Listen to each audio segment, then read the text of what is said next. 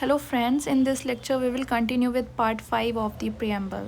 Hello friends, in this lecture we will learn about some more important pointers regarding the preamble, which is sovereign, socialist, secular, democratic republic. So in this lecture we will learn the keywords. Okay, तो हम लोग ने ये क्या पढ़ा था कि sovereign, socialist, secular, democratic Republic ये क्या रिप्रेजेंट करता है, हमारे पार्लियामेंट को रिप्रेजेंट करता है. ठीक है, आप इस इमेज में भी देख सकते हो. ठीक है, ये हमारा पार्लियामेंट है. ठीक है, सोवरेन, सेक्युलर, डेमोक्रेटिक रिपब्लिक. ठीक है, ये 4 कीवर्ड्स को आज हम लोग पढ़ेंगे. ठीक है, और फिर क्या था हमारा JLEF, justice, liberty, equality and fraternity. ठीक है, इक्वालिटी इस इमेज में नहीं है आई गेस. नाउ तो इसका पहले बैकग्राउंड समझते हैं कि बैकग्राउंड क्या था. पूर्ण स्वराज. पूर्ण स्वराज मतलब कंप्लीट इंडिपेंडेंस. ठीक है, इसको किसने रखा था? जवाहरलाल नेहरू जी ने रखा था 1929 में. ठीक है, और बट इसको प्रपोज किसने किया था? प्रपोज किया था मौलाना हसरत मोहानी. ठीक है, जवाहरलाल नेहरू जी ने 1929 में किस सेशन में किया था? प्लीज़ आप लोग कमेंट्स में बताइएगा. This idea letter became the foundation of India's sovereignty. ठीक है, ये एक फाउंडेशन बना. ठीक है, पूर्ण स्वराज मतलब कंप्लीट इंडिपेंडेंस. ठीक है, यही एक फाउंडेशन बना जो कि हमारे इंडिया को सोवरेनिटी का एक मतलब बेस आप मान सकते हो. ठीक है, जिसको हम लोग कीवर्ड हमारे प्रियम्बल में भी ऐड किया गया. ठीक है, नाउ सोवरेन मतलब होता है क्या है? Sovereign means independent authority. ठीक है, इसके ऊपर क्या है? इसके ऊपर कोई अथॉरिटी नहीं है. ये हमारी इंडिपेंडेंट अथॉरिटी है. ठीक है, India has no external control over internal और एक्सटर्नल डिसीजन. ठीक है, इंडिया के ऊपर किसी इंटरनल का या एक्सटर्नल डिसीजन का कोई भी कंट्रोल नहीं है. ठीक है, इसमें क्या मतलब इसका क्या होता है कि इंडियन पार्लियामेंट क्या है? वो सुप्रीम है. ठीक है, इंडिया के ऊपर किसी का वो नहीं है, दबाव नहीं है. इंडिया सोवरेन है. इंडियन पार्लियामेंट इज सोवरेन है. ठीक है, वो किसी भी तरीके के लॉज एंड बना सकती है without influence of the foreign country. ठीक है, laws made by parliament are not influenced by any foreign country. Okay, India is bound only by its constitution. ये बहुत ही इंपॉर्टेंट है. ठीक है, माना कि इंडिया के ऊपर कोई भी फॉरेन कंट्री का दबाव नहीं है, बट इंडिया क्या है? Bound by the constitution. Constitution के द्वारा बाउंड है, जिसको हम लोग क्या कहते हैं? कॉन्स्टिट्यूशनलिज्म. ठीक है, not by the outside forces. Outside forces के ऊपर डिपेंड नहीं है. ठीक है, इंपॉर्टेंट पॉइंट क्या है कि पार्लियामेंट इज सोवरेन. पार्लियामेंट हमारी सोवरेन है, वो किसी भी तरीके के लॉज बना सकती है, लेकिन हमारे सिटीजन सोवरेन नहीं है. क्यों? क्योंकि citizen is abide by the constitution. ठीक है, और कॉन्स्टिट्यूशन कौन बनाता है? कॉन्स्टिट्यूशन में जो लॉज हैं वो कौन वो करता है? हमारी पार्लियामेंट लॉज बनाती है. ठीक है, नाउ अब आप लोग के दिमाग में एक क्वेश्चन आता होगा कि हम लोग तो मेंबर यूनाइटेड नेशन के, वर्ल्ड बैंक के, IMF के, G20 के. ठीक है, तो हमारी इंडिया सोवरेन कैसे हुई? ठीक है, तो इसका सिंपल सा आंसर ये है कि membership does not mean loss of sovereignty. इसका मतलब ये नहीं है कि आपने सोवरेनिटी अपनी खो दी. ठीक है, मेंबरशिप है but we are sovereign country. ठीक है, उनके जो डिसीजंस होते हैं वो हमारे ऊपर बाइंडिंग नहीं होते हैं. Decision of this organisation are not binding on the India. ठीक है, ये बाइंडिंग नहीं है. ठीक है, India join them by its own free will. ठीक है, हम लोग ने अपनी इच्छा के अनुसार ये चीज़ ज्वाइन की है, ना कि किसी के दबाव में आके. ठीक है, therefore India remain sovereign nation. Okay, now let's continue with the next keyword which is socialist. Okay, तो सोशलिस्ट का जन्म कब से हुआ है?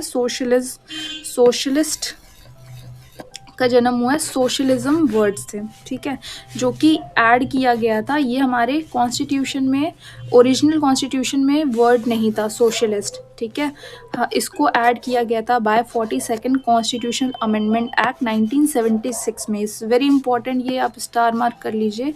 ये बहुत ही इंपॉर्टेंट पॉइंट है कि 42nd कॉन्स्टिट्यूशनल अमेंडमेंट में ये वर्ड ऐड किया गया सोशलिस्ट हमारे प्रियम्बल में. ठीक है, ये हमारे ओरिजिनल कॉन्स्टिट्यूशन में नहीं था. ठीक है, और 42nd कॉन्स्टिट्यूशन अमेंडमेंट एक्ट में बहुत सारी चेंजेस हुई थी हमारे कॉन्स्टिट्यूशन में. इसको हम लोग एज अ मिनी कॉन्स्टिट्यूशन भी कहते हैं. ठीक है, ये आप लोग आगे चढ़ के पढ़ोगे कि इसको मिनी कॉन्स्टिट्यूशन भी कहते हैं, ठीक है। नाउ अब हम लोग ये देखते हैं कि हिस्टोरिकल बैकग्राउंड में क्या था। सबसे पहले क्या था, रेक्स लेक्स, ठीक है। रेक्स लेक्स मतलब, रेक्स मतलब होता है किंग, लेक्स मतलब होता है रूल, यानी कि किंग इज द अबव, ठीक है। किंग कोई भी रूल बना सकता है, ठीक है। तो मोनार्की के टाइम में क्या था, ठीक है, king rule by divine right. ये माना जाता था कि किंग क्या है, is the shadow of God on earth, किया है ये भगवान की एक परछाई है धरती पे, ठीक है। किंग को ऐसे देखा जाता था, ठीक है। तो इस वजह से किंग सबसे टॉप पे था। ये क्या टाइम था, मोनार्की के टाइम पे रेक्स लेक्स था। लेकिन बाद में जब इसके अकॉर्डिंग रेवोल्यूशन हुआ तो हमारे कंट्री में क्या आया, लेक्स रेस, लेक्स रेक्स, ठीक है। लॉ इज किंग, ठीक है। ये आप इमेज में भी देख सकते हो कि यहाँ पे पहले किंग है, ठीक है। फिर उसके बाद रिसोर्सेज हैं सारी, जो भी इसके पास अनाज है और जितने भी सोने जेवरात, सो सारी चीज़ें, तो ये किंग डिसाइड करता था। लेकिन लेक्स रेक्स के टाइम पे क्या हुआ कि हमारा जो किंग है वो एक पोजीशन डाउन जाता है और हमारा लॉ आ जाता है टॉप पे, ठीक है। Law became supreme, resources come under the people control, ठीक है। नाउ अब इसको कुछ स्टडी करते हैं। इसको हम वर्ड सोशलिज्म को समझने से पहले कुछ बैकग्राउंड थ्योरी में समझ रहे हैं, अंडरस्टैंड करेंगे कि थ्योरीज ऑफ रिसोर्सेज कंट्रोल, ठीक है। रिसोर्सेज किसके हाथ में रहेगी, इस बेसिस पे दो थिंकिंग आती है। एक होता है सोशलिज्म थिंकिंग, एक होती है कैपिटलिज्म, ठीक है। दो आइडियाज आते हैं। सोशलिज्म बेसिकली यूएसएसआर में बहुत ही प्रचलित था, और उसके कुछ थिंकर्स थे जैसे कार्ल मार्क्स हो गए और हीगल, ठीक है। उनके अकॉर्डिंग क्या था कि रिसोर्सेज को गवर्नमेंट ओन करना चाहिए, ठीक है। गवर्नमेंट को ओन करना चाहिए और गवर्नमेंट जो भी प्रॉफिट कमाएगी वो डिस्ट्रीब्यूट हो जाएगा इक्वली, ठीक है। ये वेरी इंपॉर्टेंट था सोशलिज्म की थिंकिंग में। और इनका फोकस क्या था, वेलफेयर ऑफ द सोसाइटी। वो चाहते थे कि हमारी सोसाइटी का वेलफेयर हो, ठीक है। वो इक्वल ट्रीटमेंट देना चाहते थे, ठीक है। इक्वल प्रॉफिट डिस्ट्रीब्यूशन करना चाहते थे। यूएसएसआर में ये प्रचलित था। इसके दो इम्पॉर्टेंट स्कॉलर्स थे, कार्ल मार्क्स एंड हीगल, ठीक है। बट उसी के अपोजिट में क्या था, यूएसए में क्या था, कैपिटलिज्म। कैपिटलिज्म के बहुत ही फेमस इकोनॉमिस्ट थे जो कि थे एडम स्मिथ। उनके अकॉर्डिंग क्या था कि रिसोर्सेज को प्राइवेटली ओन्ड होना चाहिए, ठीक है। प्राइवेट इंडिविजुअल ओन करे, ठीक है। गवर्नमेंट का रोल क्या होना चाहिए, लिमिटेड, और गवर्नमेंट सिर्फ गवर्नेंस के लिए होनी चाहिए, ठीक है। तो जब कैपिटलिज्म था तो दो क्लासेस थी, कैपिटलिस्ट, ठीक है, जिनके पास रिसोर्सेज होगा, और वर्कर क्लास, ठीक है। तो ये यूएसए में प्रचलित था और सोशलिज्म यूएसएसआर में, ठीक है। आप इसके इमेज के अकॉर्डिंग भी देख सकते हो कि सोशलिज्म में क्या था कि गवर्नमेंट के पास सारे प्रॉफिट है और वो प्रॉफिट को इक्वली डिस्ट्रीब्यूट किया जा रहा है सारे पीपल्स के उसमें, ठीक है। नाउ कैपिटलिज्म में क्या है कि प्राइवेट ओन्ड फैक्ट्रीज हैं, ठीक है। अब इन फैक्ट्रीज में लोग काम करेंगे, ठीक है, वर्कर को वेजेस मिलेंगी, ठीक है। तो फिर ये जो होंगे बिजनेस ओनर्स होंगे और फिर ये वर्कर्स के छोटे मोटे घर होंगे, ठीक है। तो बेसिकली इसमें ये क्या है कि जो प्राइवेट मेंबर्स हैं वो अपनी फैक्ट्रीज और जितने भी चीज़ें लगाते हैं फिर वो प्रॉफिट को बट डिस्ट्रीब्यूट नहीं करते, वो बस सैलरी देते हैं, ठीक है। और जो केपेबल होता है वो अपने कैपेबिलिटी के अकॉर्डिंग वो कैपिटलिस्ट क्लास बन जाता है, और जो कैपेबल नहीं होता है वो आ जाता है वर्कर क्लास में, ठीक है। नाउ बट ना ही हमने यूएसए का मॉडल अपनाया सोशलिज्म का, ना ही हमने यूएसएसआर का अपनाया, ठीक है। हमारे यहाँ जो सोशलिज्म है वो गांधीयन सोशलिज्म है, इज़ वेरी इंपॉर्टेंट, ठीक है। गांधीयन सोशलिज्म क्या बोलते हैं इसमें, India rejected both pure capitalism and pure socialism. हम लोग ने मिडिल पाथ चूज़ किया, ठीक है। ये मान लो यूएसए है और ये यूएसएसआर है, तो India is lying in between them, ठीक है। इंडिया कहीं मिड पे रिलाई करता है, ठीक है। हमने क्या अपनाया है, अडॉप्टेड गांधीयन सोशलिज्म। इनका कोर आइडिया क्या है, हम लोग इक्विटी पे भरोसा रखते हैं, नॉट इक्वालिटी, ठीक है। इक्विटी का मतलब सिंपल सा ये है कि आप इसमें इस इमेज में अंडरस्टैंड कर सकते हैं, जैसे ये महात्मा गांधी जी हम बैठे हुए हैं ये समझा रहे हैं, ठीक है। इक्वल अपॉर्चुनिटी कॉन्सेप्ट, ठीक है। इक्वल अपॉर्चुनिटी का मतलब ये है कि जैसे आप इसमें देख सकते हैं इस इमेज में, ठीक है। ये आती है इक्वालिटी। मान लीजिए ये दो लोग हैं, ठीक है, ठीक है, दो लोग हैं। अब देखा जाए तो अगर इन दोनों की हाइट सेम नहीं है, ठीक है, इन दोनों की हाइट क्या है, सेम नहीं है, ठीक है, तो ये एक छोटा बच्चा है, ठीक है, और ये एक बड़ा बच्चा है। इसके इसके पास भी एक बॉक्स है जिसकी वजह से वो चढ़ के एप्पल को ले सकता है, ठीक है, बट इसके पास तो बॉक्स ही नहीं है तो वो एप्पल नहीं ले सकता, ठीक है। तो इक्वालिटी में क्या होता है कि आपको विदाउट एनी आपको ये नहीं देखना होता है कि किसको कितना नीड है, नीड के बेसिस पे नहीं, वो सबको एक बराबर मानते हैं, ठीक है, ठीक है।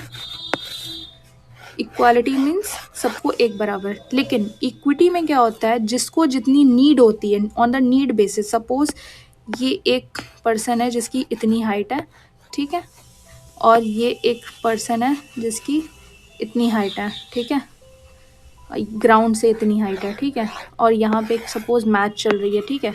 तो अगर हम इस पर्सन को एक टेबल पे खड़ा कर देंगे और ये इसकी हाइट इतनी हो जाएगी इसके अकॉर्डिंग, और इसको हम लोग कुछ नहीं देंगे तब भी ये मैच आराम से देख सकता है, बट इसको अगर हम लोग सपोर्ट करेंगे तब ये मैच आराम से देख सकता है, ठीक है। तो इसको कहते हैं कॉन्सेप्ट ऑफ इक्विटी। इक्विटी मतलब जिसको जितनी रिक्वायरमेंट हो आप उसको उस तरीके से ट्रीट करिए, ठीक है। Equity means according to need, जिसको जितनी रिक्वायरमेंट हो उसको उस तरीके से दीजिए। इक्वालिटी मतलब क्या होता है कि आपको सबको एक समान रूप में देख रहे हो, ठीक है। नाउ कोल्ड वॉर के टाइम पे तो हम लोग ने क्या हुआ, ये हमारा कोर आइडिया था, ठीक है। और जब आप अपना फर्स्ट ब्रिंग इक्वल लेवल, आप सबके लेवल को सेम करिए, ठीक है। अगर आप सबके लेवल को जब आप सेम कर देंगे तब उसके बाद आप दीजिए इक्वालिटी ऑफ अपॉर्चुनिटी, ठीक है। सबको पहले आप बराबर करिए, सबको एक लाइन में ले आइए, उसके बाद आप अपॉर्चुनिटी दीजिए सबको, ठीक है, ताकि वो अपने कैपेबिलिटी के अकॉर्डिंग उस चीज़ को ग्रैप्स कर सकें, ठीक है। अंडरस्टूड। तो हमारा क्या था, गांधीयन सोशलिज्म था, ठीक है। कोल्ड वॉर का कॉन्टेक्स्ट आप देख सकते हैं कि after world war second USA में क्या हुआ, कैपिटलिज्म आया, यूएसएसआर में क्या आया, सोशलिज्म आया, बोथ। लेकिन दोनों ने की कोशिश क्या थी कि हमारा जो जितने भी न्यूली इंडिपेंडेंट कंट्रीज हो रहे हैं उन लोग को इन्फ्लुएंस किया जाए, बट इंडिया ने क्या चोज किया, independent path, non alignment, okay. But during Indira Gandhi tenure, Indira Gandhi के टेन्योर में हम लोग ने क्या किया, वर्ड सोशलिस्ट को ऐड किया प्रीएम्बल में एट दैट टाइम क्या था, यूएसए क्यों हम लोग ने सोशलिस्ट वर्ड अडॉप्ट किया हमारे प्रीएम्बल में, क्यों, क्योंकि उस टाइम जो था ना यूएसए हमारा सपोर्टर नहीं था, यूएसए सपोर्ट कर रहा था पाकिस्तान को, ठीक है, और बांग्लादेश को उस टाइम फॉर्म हुआ था, ठीक है। बांग्लादेश को जब हम लोग ने लिबरेट कराया था तो उस टाइम यूएसए पाकिस्तान को सपोर्ट कर रहा था, ठीक है। ये भी एक रीज़न था, एक मैसेज देना था पूरी कंट्री को कि हम लोग सोशलिज्म यानी कि सोशलिज्म कंट्री यानी कि यूएसएसआर की तरफ थोड़ा टिल्टेड हैं, ठीक है, okay. So that's all.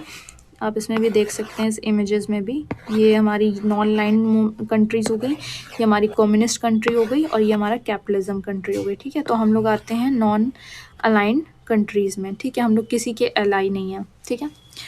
Okay guys, so that's all for today, and we will learn about more keywords like socialist, secular, democratic republic, sovereign, socialist, secular, democratic republic, and we will see in the next few lectures.